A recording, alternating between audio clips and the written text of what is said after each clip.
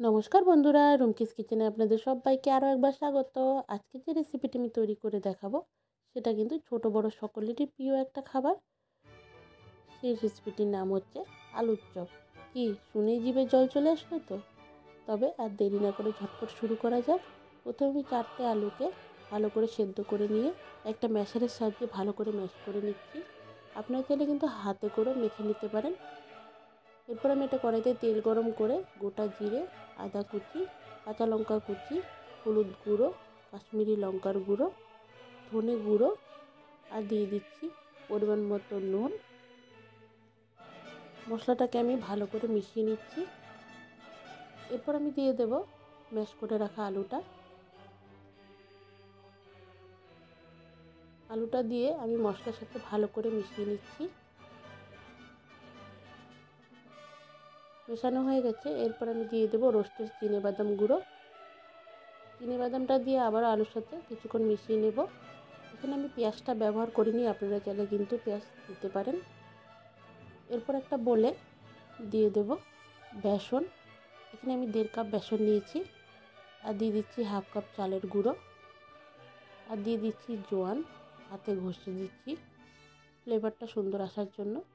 এরপর দিয়ে দেবো কাশ্মীরি লঙ্কার গুঁড়ো, দিয়ে দিচ্ছি পরিমাণ মতো নুন আর দিয়ে দেবো ব্ল্যাক সল্ট। সব মিশ্রণগুলোকে ভালো করে মিশিয়ে দিয়ে দিচ্ছি অল্প অল্প করে জল, একটা ঘন ব্যাটার তৈরি করার জন্য। ভালো করে মিশ্রণটা ফেটিয়ে নিচ্ছি। এরপর আমি দিয়ে দেব বেকিং সোডা আর দিয়ে দিচ্ছি সাদা তেল। বেকিং সোডাটা দিলে চপটা অনেকটা মুচমুচে হবে। আবারও আমি বেসনের মিশ্রণটাকে ভালো করে ফেটিয়ে নেব। ফেটানো হয়ে গেছে। এরপর আমি অল্প অল্প করে আলুর মিশ্রণটা নিয়ে চপের আকারে গড়ে নিচ্ছি। এরপর আমি একটু বেসনে কোট করে নেব।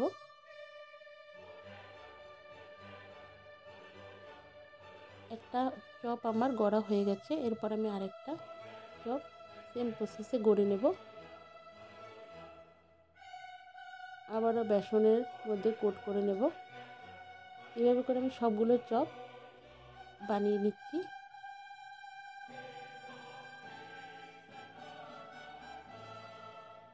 এরপর আমি আলুর চপগুলোকে বেসনের গোলায় চুবিয়ে গরম তেলে একে একে ভেজে নিচ্ছি।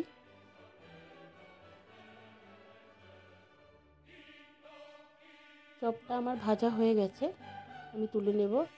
আমরা কিন্তু আলুর চপ মুড়ি কাঁচা লঙ্কা দিয়ে খেতেই পছন্দ করি। আপনারা কেমনভাবে পছন্দ করেন অতি অবশ্যই আমাকে কমেন্টসে জানাবেন।